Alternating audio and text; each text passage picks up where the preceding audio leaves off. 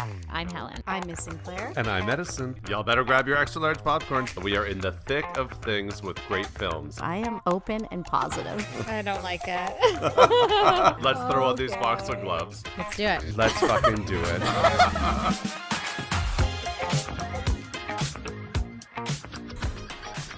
Welcome to Talk Movie to Me, a weekly podcast where we do a deep dive on a new release that just hit theaters or streaming. I'm Helen. I'm Miss Sinclair. And I'm Edison. And this week, guys, I think we have a real dilemma. I don't think we have enough hot dogs. Yes. Yeah, if you've seen the film, and I hope that you have if you're listening to this, because there will be spoilers, you know exactly the moment that I'm referencing here. And these moments of sort of soapy, campy absurdity are dappled throughout Todd Haynes' new film, May December, starring Natalie Portman as Hollywood actress Elizabeth, who makes a trip to Savannah, Georgia to research Gracie, the woman she'll be portraying in an upcoming film. Gracie, played by Julianne Moore, was the subject of intense controversy in 1992 when she, as a 36-year-old woman, was caught having sex with Joe, the 13-year-old boy she worked with at a pet store. The press coverage only intensified when Gracie gave birth to Joe's child while serving a prison sentence. Now, it's 23 years later, and Gracie and Joe, played by Charles Melton, in a breakout performance quite divergent from the dumb jock character that made him famous on the series Riverdale, have been together ever since. The couple now have 2 additional children, twins who are about to graduate from high school. They have a beautiful home on the water and seem to have built together a life abundant with love. But there are cracks in the veneer, and they start to deepen as the film progresses and Elizabeth digs deeper into Gracie and Joe's relationship. May December asks the question, what happens when you tell yourself a lie so many times that it becomes your truth? First impression, Helen. Yeah. So I watched this on Netflix last night. It starts off with the very intense score that we get throughout this film and footage of monarchs fluttering around some leaves with our opening credits. And it just feels very intense. Very intense and kind of dangerous is how it made me feel right off the bat. Like I wasn't really sure what was coming for me in the beginning of this movie, but I was really excited. Sinclair? Yeah, I was kind of disappointed that I had to watch this on Netflix. I actually haven't seen a lot of Todd Haynes films in theater.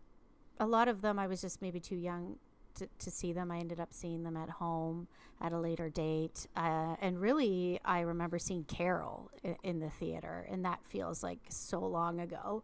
Didn't we go see that together?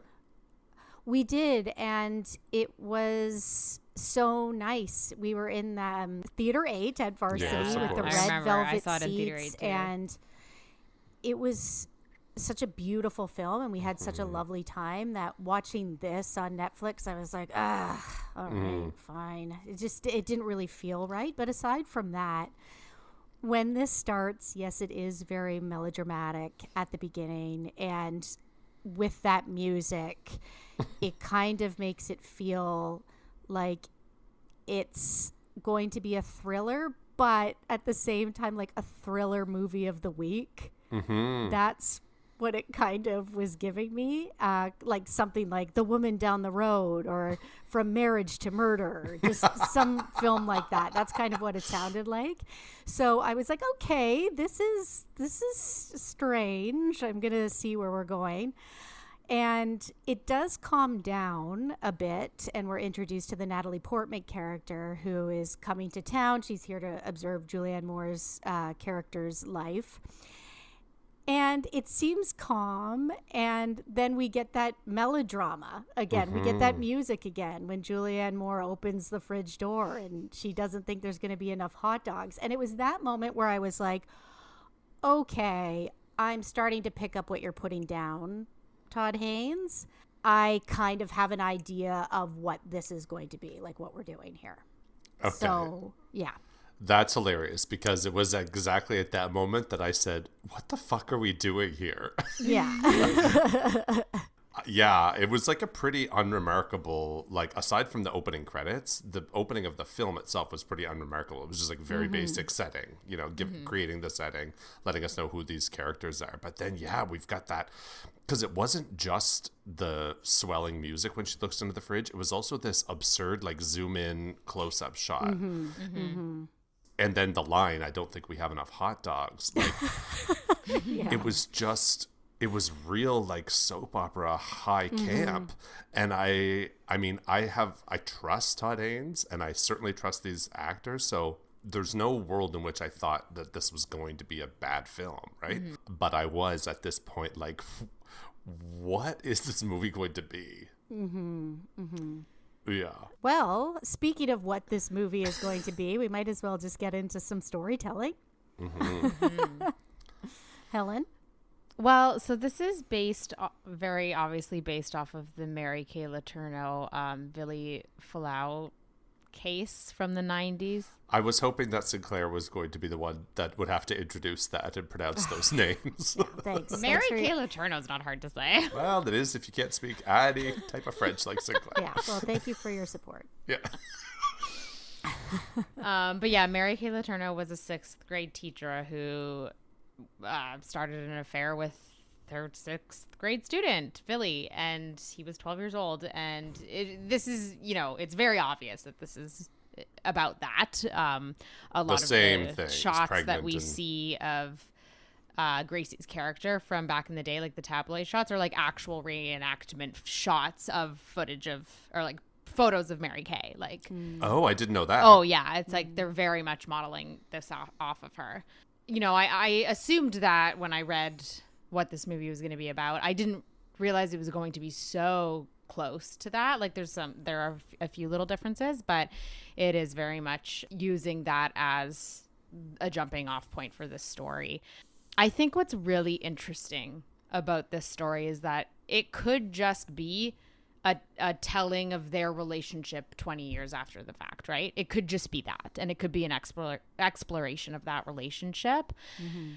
But with the Natalie Portman character coming in, studying Gracie and the dynamics of that relationship, it becomes this whole other thing. And it is a very layered and complex weaving of different narratives and storylines here that I'm still like kind of rolling it over in my brain, being like, okay, well, what did that mean? And how did that metaphor like relate? There's tons of motifs and metaphors and themes to like chew on in this movie, and I really, really enjoyed this. I have to say, it was kind of what I was hoping it would be. It did what I wanted it to.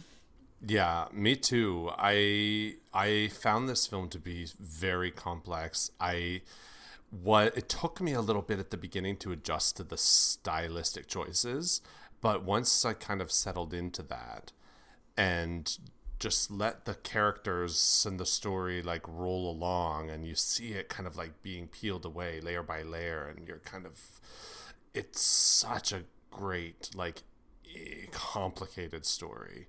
I thought it was really, really interesting. And I thought in terms of thematic, one theme that I kind of took from it was I felt like this was kind of a criticism of the way that we can be distracted away from what we know is wrong by like sensationalism or by like a pretty facade. Yeah. Right? Like, as I said at the beginning, we see this opening. It looks like they've got this picture perfect life. They're in love. They've got these beautiful kids. They're embraced by the community. You might think, okay, the genesis of this relationship is wrong, but look, they've been together for 23 years. They're grown adults now, etc. Yeah, no one's thinking, oh, the manipulation is just continuing on.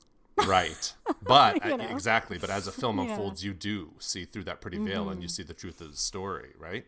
And I think that that's what's part of what's so brilliant about the film, is because it challenges the way that we just like sometimes stop at the pretty things or at the sensationalism and don't let ourselves see the ugly truth that's right there as well. And the film forces you to take it bit by bit. Yeah. And Mary Kay Letourneau, and what we see with Gracie in the film is, she just thought, oh, we're in love, so how can it be wrong?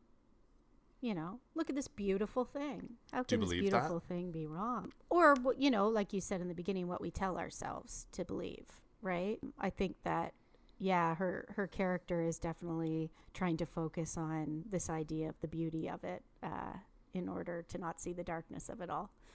Interesting. I disagree with that. Oh, I was agreeing with you, with what you were saying about seeing the beautiful things. No, I think that that's the challenge of us. That's the challenge that is presenting us to the film. I don't think that's what Gracie's doing. Well, I think that that's the lie she's telling herself and other people about the love. But I mean, it's interesting you say the movie is challenging us to not see the beauty of it because she's very clearly a villain. To me, watching it, I didn't really need to be convinced of that. I think that there's a lot of meta stuff happening here because we're watching a movie about a woman who's going to make a movie about a woman and she's studying her, right? And there is this feeling that I got of like exploiting the already exploited. And in terms of sensationalism, that could be what's playing into those very melodramatic shots and sounds in the beginning, right? Is like, let's make this as sensational as possible because that's what the public wants. And there is such an obsession right now with true crime and bringing up stuff from the 90s too. Like that is such a, it's in pop culture. These 90s trials, like, and all the like John Benet Ramsey and this and OJ was like, we really sensationalized these like horrifying stories back in the 90s, especially. I think it's like the intention of the artist to,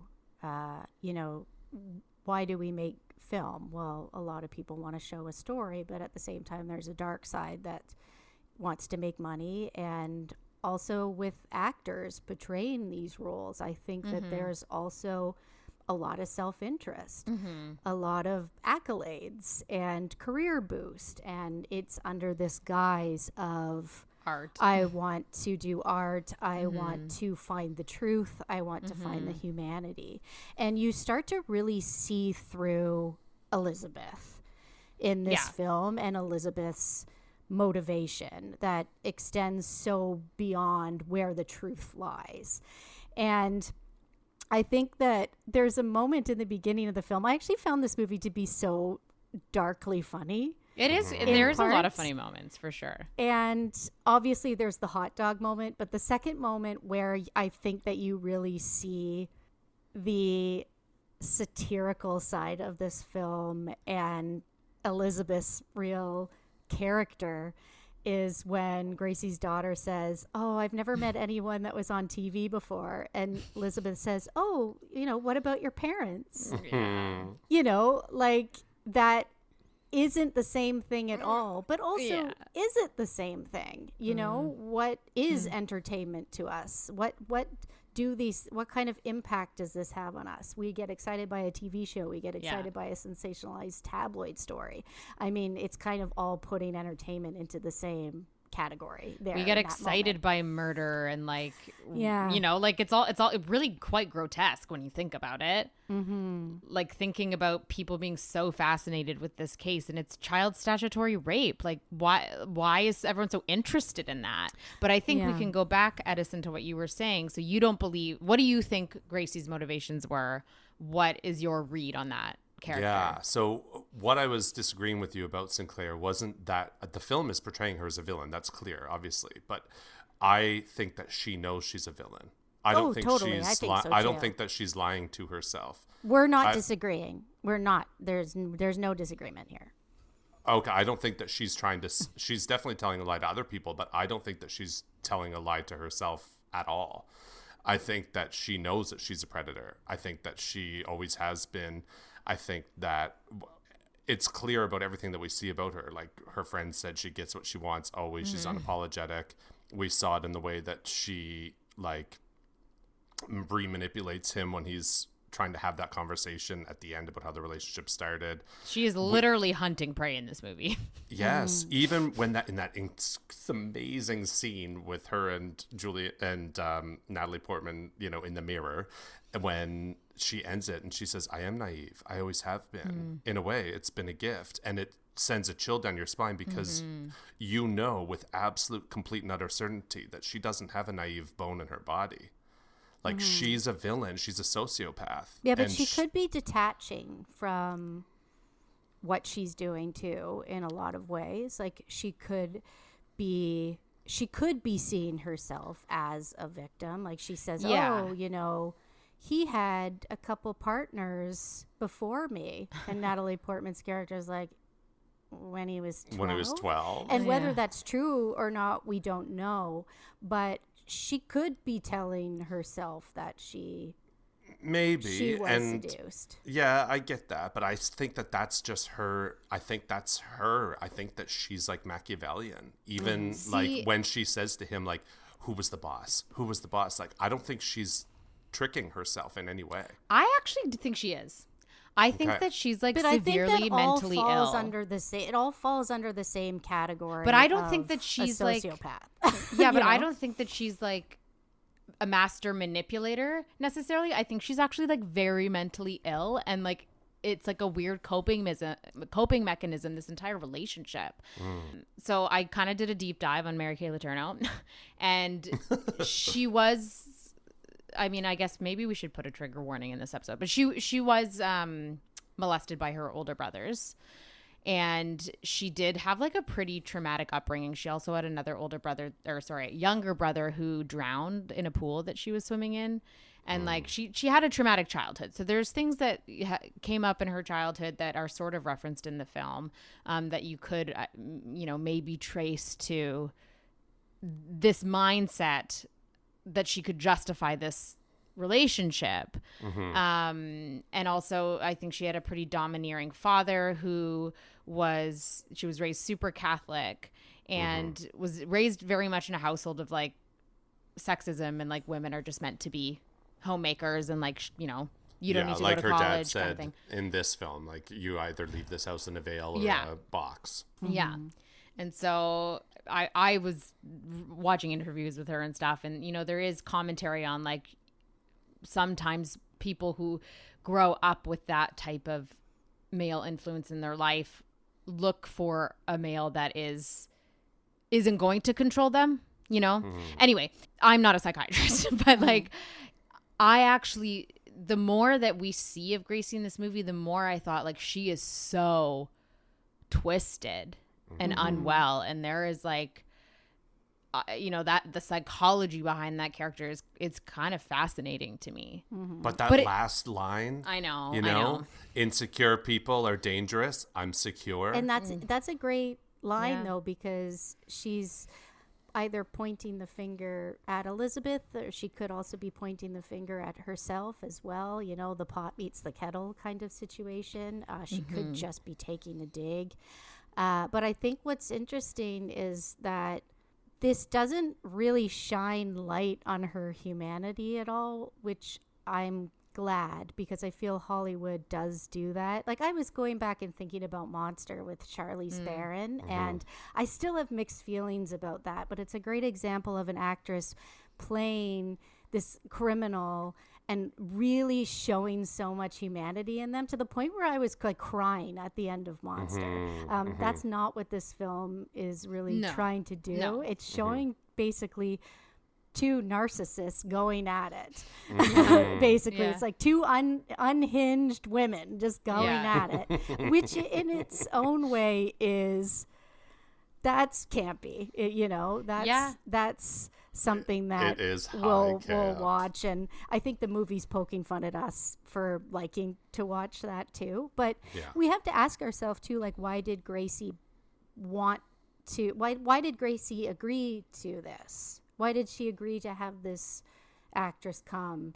And it is a form of manipulation in a lot of ways, because why wouldn't you want to influence the story that's going to be told about you? Totally. You never really know who she is, and I think that's the point, because any actor that plays someone, we will never really get the true story.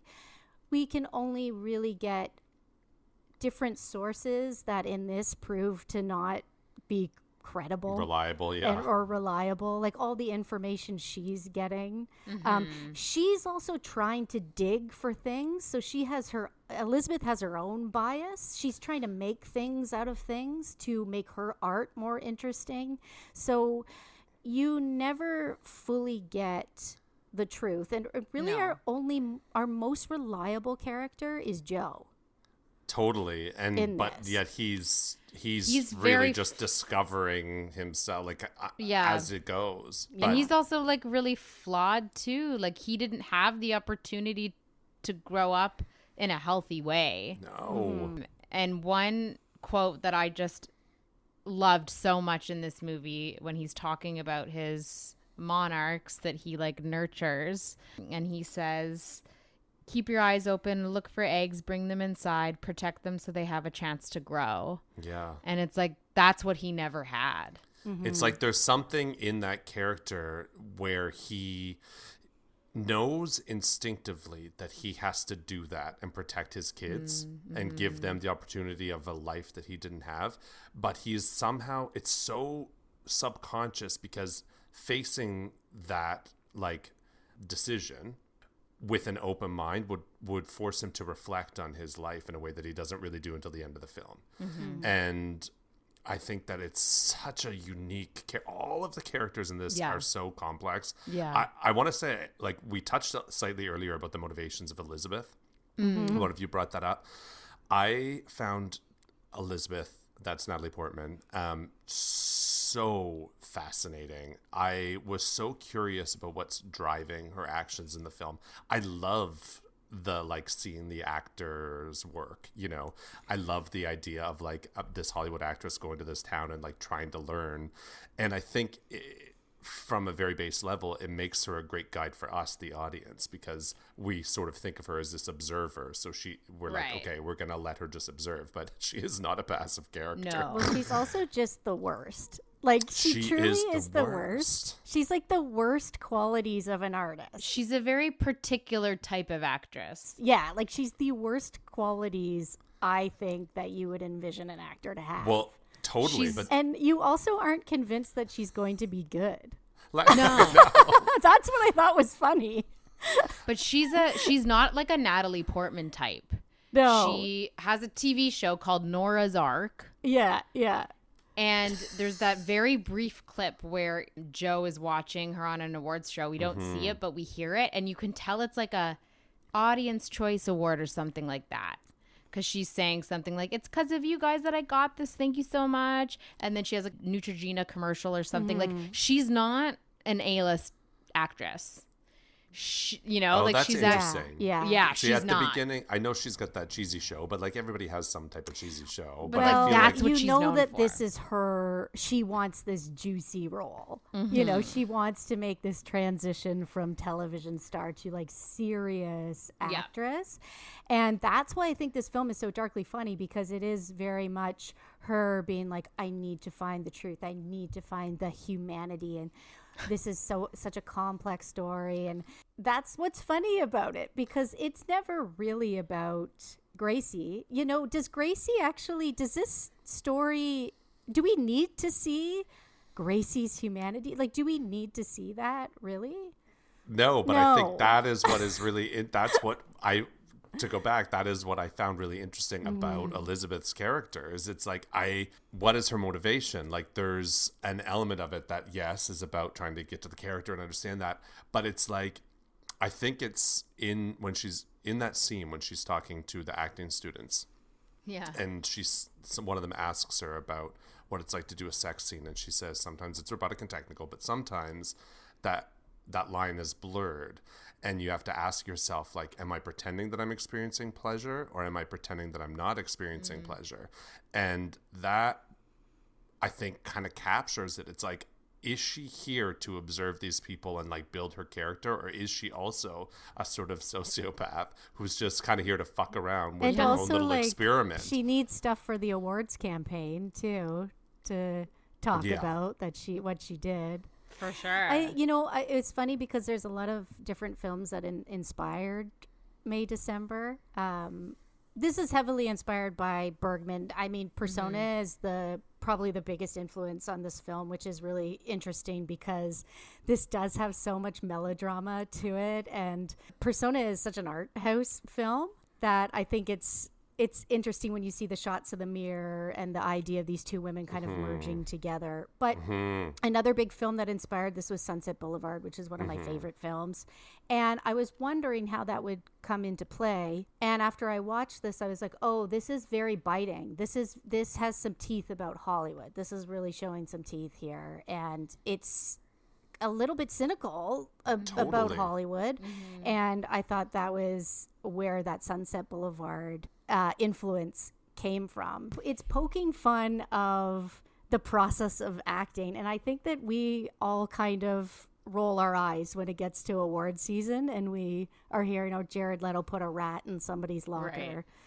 Right. Yeah, but we also do celebrate and know and are aware of all the times that the actors do put in the work to go and do that. It's a pretty common practice. If you're playing a biopic, doing a biopic of somebody who's alive, an actor is going to go and spend time with them and try and, that makes sense. But it's the interfering, it's the sleeping with her husband. It's the all of these ways in which she was like, it's her own little social experiment of like trying to really get into the character so intensely, or also just like a bit of fucking narcissistic drama, sociopathic, let me fuck this up. Well, and Gracie's not really giving her anything either.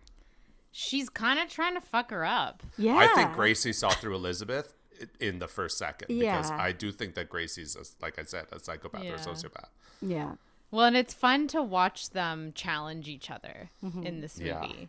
Yeah, there are points where I'm like, I actually don't know who's manipulating whom in this scene, which is so fun to watch. Who's like the parasitic one. Yeah, because they are really two predators. And then you've got poor Joe, who is just the eternal prey. Like, well, one thing I wanted to mention about Joe is I think that a lot of Joe's storyline actually grounds this film. It like takes us away from the cat fight and the melodrama of it all. Because really with Joe, this is one of the only times I've seen a male who's been victimized by a woman presented in this way. A lot of the time it's given to us as a male fantasy, and it creates this idea that, but men want the hot teacher. Men want that. And men at that age they believe that they do. And I think it's interesting that we're seeing Joe at 36 and this film is showing us his growth and how he's questioning the validity of their, quote unquote, love. I haven't really seen this done in a movie before. I thought it was he's the most like human. He's our connection to the humanity of the film. It's like we're watching him we're watching the unraveling of his sense of self in this film. And it's really heartbreaking. And we'll get into the performances in a minute, but like that scene when he's on the roof and ends up smoking a joint with his son who's just about to go off to university, right? Like Joe kind of shyly reveals that he's never tried pot, and his son is just like shook by this. He's like, "What, Dad?" And then you remember that he's been like controlled by Gracie since he was 13 years old and still is, right? Even at the beginning of the film when he grabs a beer and she says, "That's two." It's like he fully missed his youth, missed all those formative experiences. Well, he didn't miss them as much as they were stolen from him. But it's just like he's the only heart here that I'm like care about, other than the kid, sure. But like, do you want to transition into performances, or is there anything else you wanted to say for storytelling? One more thing about storytelling is just how it ends, in the sense that we get a shot of the movie that she's making, and it does look really low so budget, and it does look exploitive. Trashy. Yeah, totally. And she's trying so hard. It's a TV movie of the week, bless. Yeah. I know. And I did think it was funny too, because I think she's having an affair with the director. Like she has that phone call like, "Oh, is your wife there?" and stuff. So it's just her process versus what we end up seeing in that end shot. I know. And she has the snake too. Like it's so on the nose in such a funny way. Yeah. I just thought it was a really funny way to end the movie with that. It's the lies that you keep telling yourself, right? It's like her in that scene. The line is, wait, it's getting close to being real, or whatever the final line is. No, it's not. Yeah. Well, to get into performances, I do think that Charles Melton, who plays Joe, is the standout of this film. I was actually so impressed with his interpretation of this character, kind of what we've already touched on, but the fact that we haven't really seen a male character like this before, where I had so much sympathy for him. And the scene where he does start to break down with Gracie and say, like, wait, can we actually talk about this? His behavior in that scene was the behavior of someone who's been like deeply traumatized and is like starting to come to terms with it. Like that could have been acted in a very different way by a lesser actor, and like the way he's doing, like even the way he's like holding his body and is almost like shivering, like he's a little kid. He's Arrested It was Development. incredible. Yeah, like it's actually his characterization and behavior in this role is, I found it like astounding, honestly. And like devastating. It's so interesting because in that scene you really see, like, and in the film, he's never actually processed what it is that has happened to him. And that's really, it's like until he has to face it because of the like intense outside eye of Elizabeth. But like, he is this kid still in his dynamic with Gracie, but he's also a parent, and they're like, hey dad, and he's like, he operates like that with them. And I think that his performance is amazing.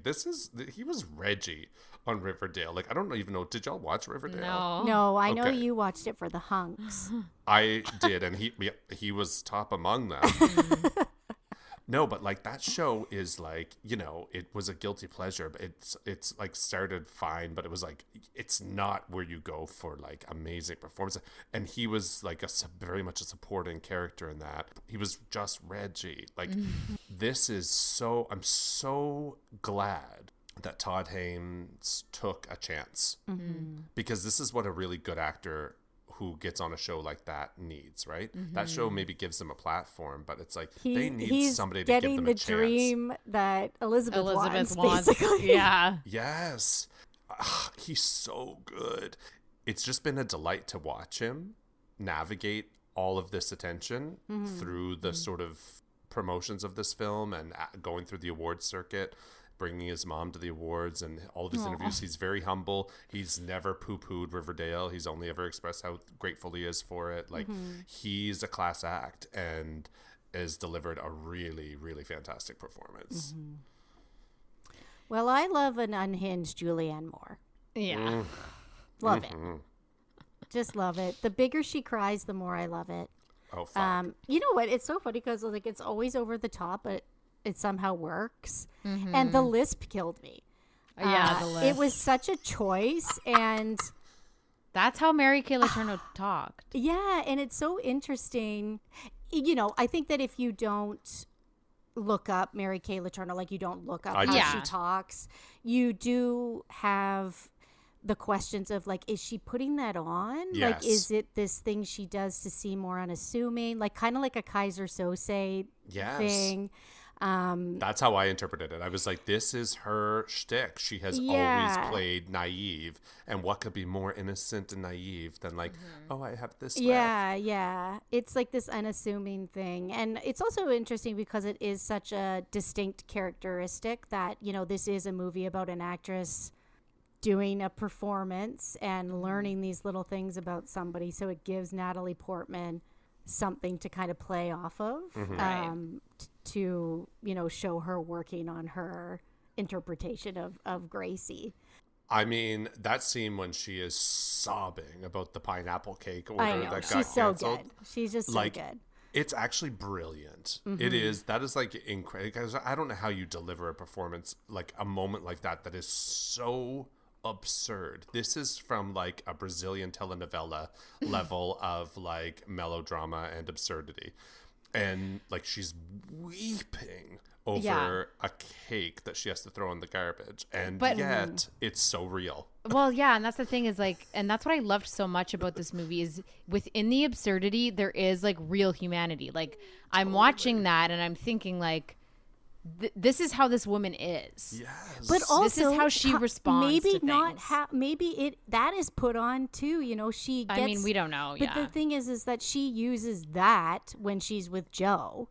And then she's a completely different person, self-assured, doesn't dwell on the past when she's with Elizabeth. And it's like, it's almost like crocodile tears-esque. And you don't actually know. It could be her actual feelings, but it also could be crocodile tears as a way to manipulate. And I think that's what's really fascinating about the performance. Yeah. Would someone who was secure weep like an absolute lunatic over a canceled cake order? No. It's like it is all manipulation. It is interesting because I think that is also a way of keeping Joe so close to her. Like if she has these breakdowns, like he walks in and hears her crying and he just whispers under his breath, fuck, because he knows what's coming for him because he probably goes through this all the time. And this is what their relationship is she's hysterical over something like that, and then he has to be there for her because she even says to him like, where were you?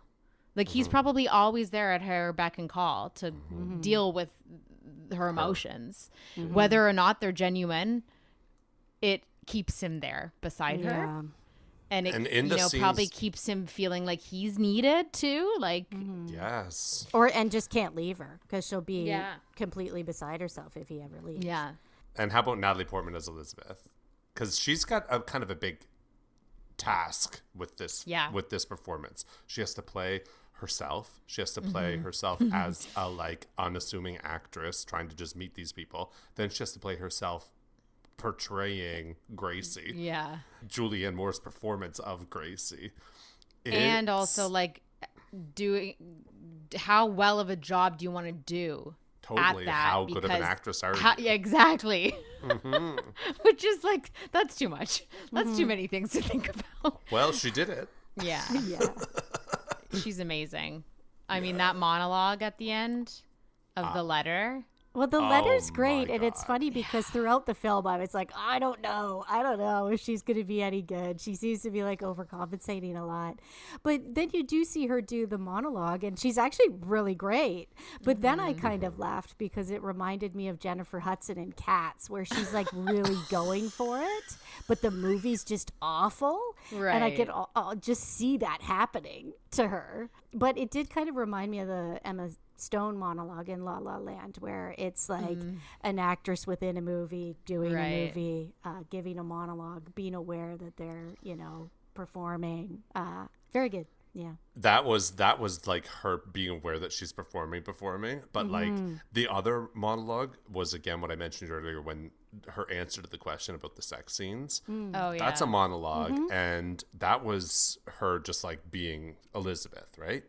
And it was incredibly natural. And when she did deliver that monologue, all I thought was like, man, that is going to be on so many like audition tapes, students auditioning for like acting classes or schools or whatever. But it's also funny because it's like a bunch of like high school students she's doing it for, and she's acting like it's inside the actor's studio. Oh, I know. That's the best part of it. That says so much about her character, right? Yeah.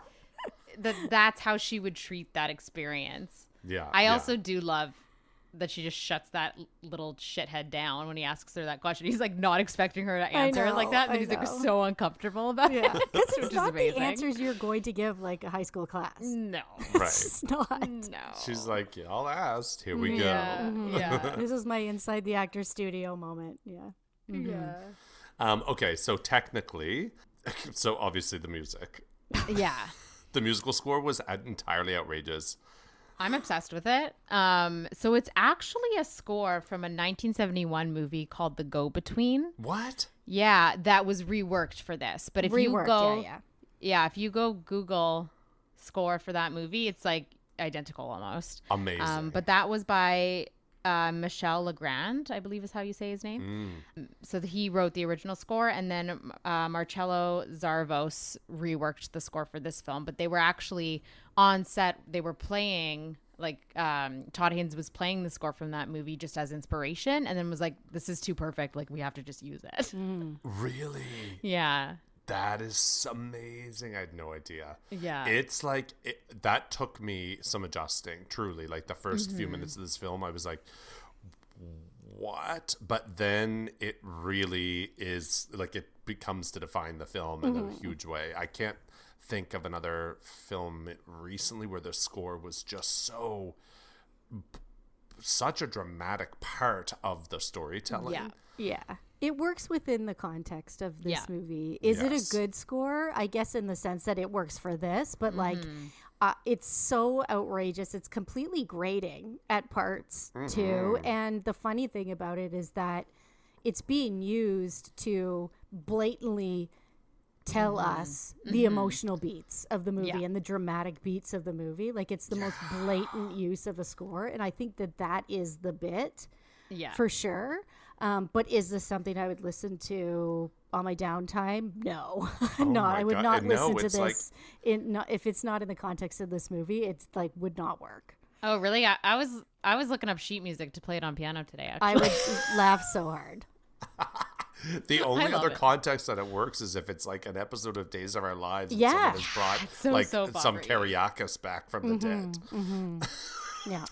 There are some incredible shots in this movie.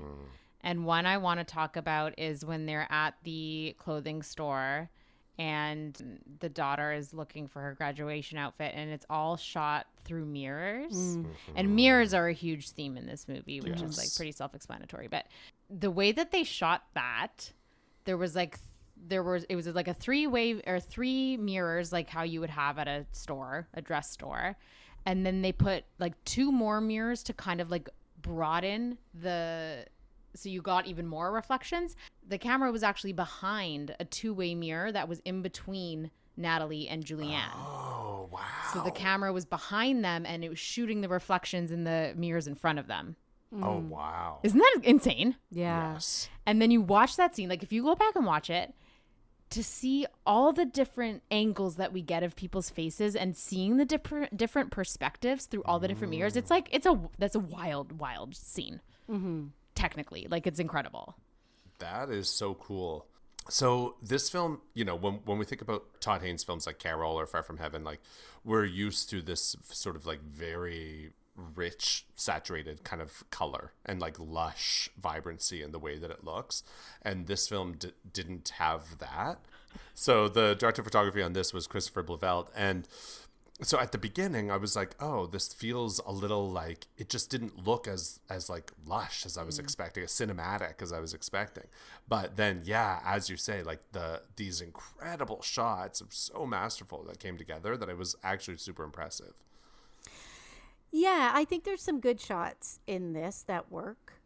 But I would say for me, this is definitely like the least visually impressive Todd Haynes film, for sure. Like his other films are so spectacularly visual that I mean, you just think about Carol and you think about the red lipstick and the snow and the department store and the but also this is probably one of his, I guess, most modern films. Like he's always doing a movie set, more of a period piece. And well, I think what he's kind of doing is also making like a film that looks like a 90s film. It felt 90s for sure. Well, that's the thing is like this also did have the movie of the week feel to it, and it's by design. But I do think that it's kind of trapped within its like satire and its homage. It just wasn't as visually rich as his other films, but by design, of course.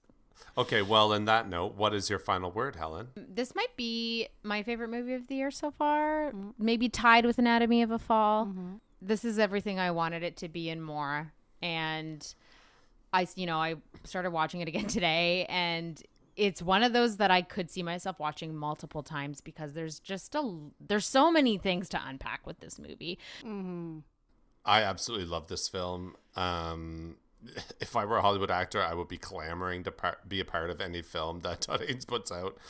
I think he just tells these stories that have characters with so much complexity.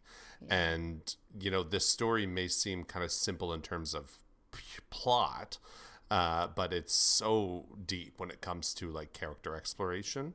The melodramatic shots and the absurdly camp musical score somehow work and like add to the film. I thought the performances were all super masterful. The pacing was perfect. I basically had no complaints. I thought this was a great film. I loved it. How about you, Sinclair? Yeah, this is such an interesting watch. It's dramatic, it's darkly comical, it's truly sad in some parts. Honestly, I thought this was quite fascinating, and you get to watch two movie stars do really great performances, and you get to see a really great breakout performance as well, so you can't go wrong. Yeah. All right. Well, this has been another episode of Talk Movie to Me. If you would like to get in touch with us, our email is talkmovietome@gmail.com. Follow us on Instagram @talkmovietome.